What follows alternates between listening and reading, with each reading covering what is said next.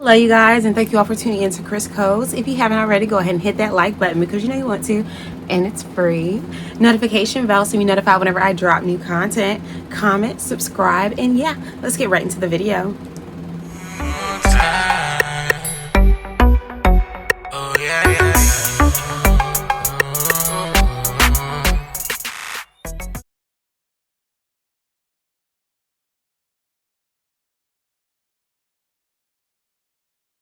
All right, you guys, so this Foolishness Friday, I don't even know if we're gonna watch. I don't think we're gonna watch the clips together because they're very short, but I found multiple clips that I want to insert into this video, and then we're gonna discuss what we just saw. Okay, now they're very short, so just bear with me. And if you've seen the title, then you already know what we're about to watch. I'm sure you all have heard of it because it's going viral, and now the parents are thinking about suing, but we'll talk about it as soon as you watch these clips. So let's get into the videos.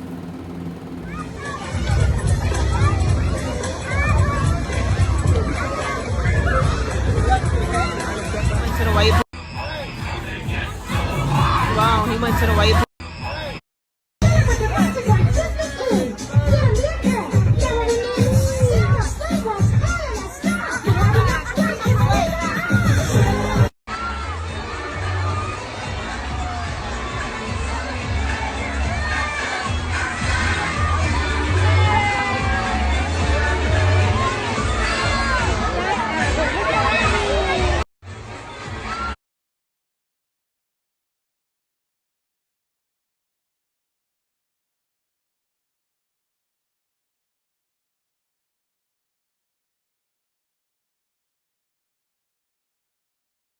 All right, you guys, so now that you all seen those clips, we can discuss what we just witnessed.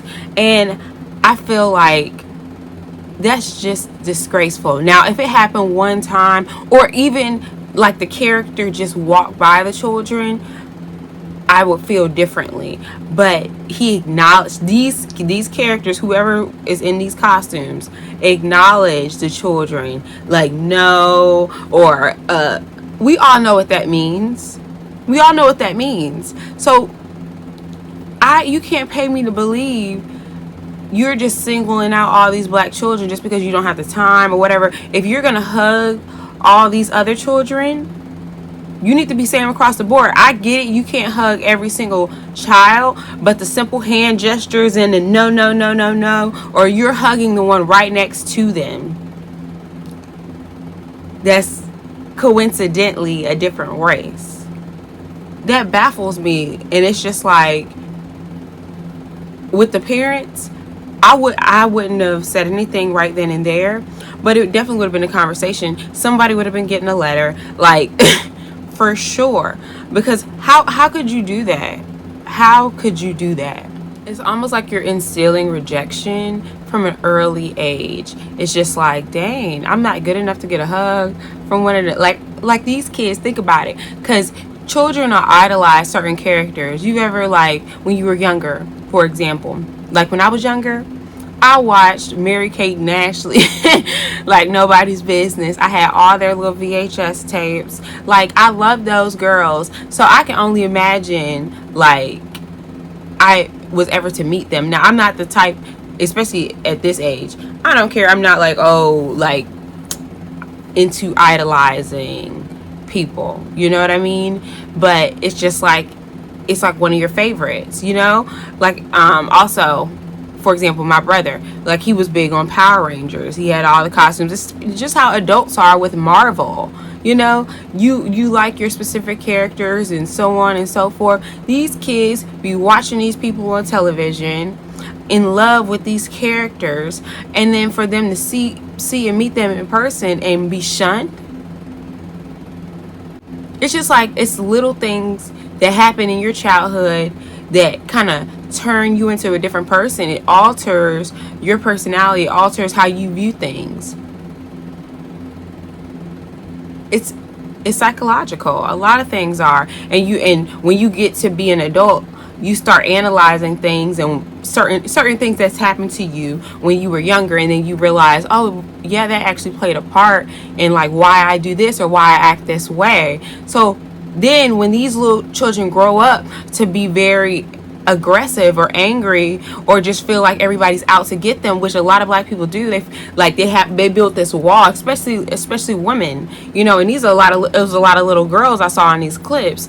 Like, you'll build these walls and you'll be aggressive towards people because you feel like everybody's out to get you, everybody has an issue with you, and so on and so forth. But this is what happens when you're younger, to mold you into who you are today. That's why I say everything that they say, if it doesn't kill you, it makes you stronger. That's good and bad.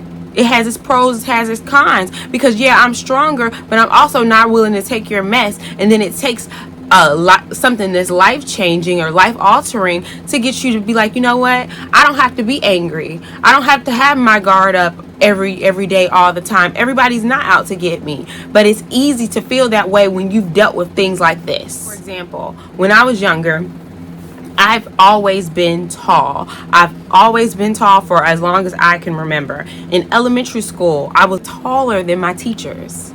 So picture this black girl taller than her teachers in elementary school. So obviously it was easy for adults to kind of treat me like an adult, because that's what they saw. You know what I mean? And not to mention, the elementary school I went to was predominantly white. So, do you know the certain way I was treated, the way I was talked to, kind of like an adult? So it made for me to kind of grow up quickly. I've had experiences where, and my grandma can vouch for this, I've had experiences where teachers have marked my paper wrong because I dotted my I's with smiley faces.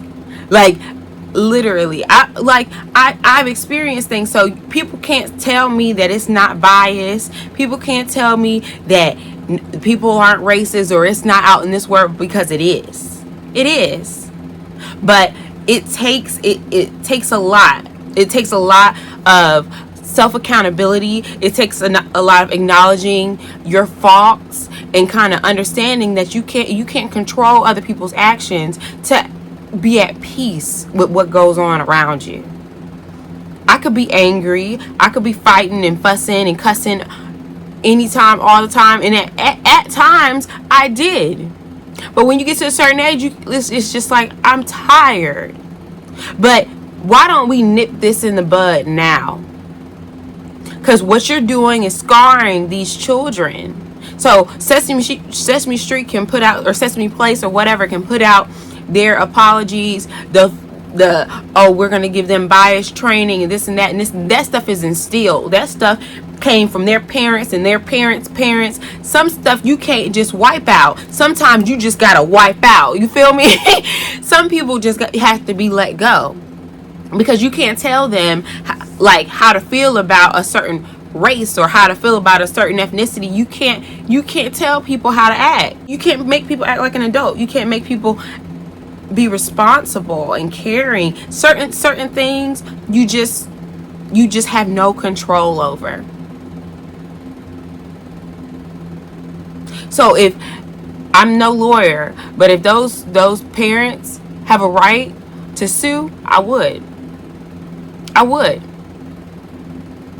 Get your coin, okay? Get the bag. Get the bag. Honestly, it's only so much protection a parent can put on their child. Like, what do you suggest a parent do in a situation like this? And not only does that affect the child, but it affects the parent too, because I would be upset. I would be livid. Like, I'm like, and first of all, I would never be supporting them. I don't have any kids, but if I do, or if I did, I wouldn't be supporting them.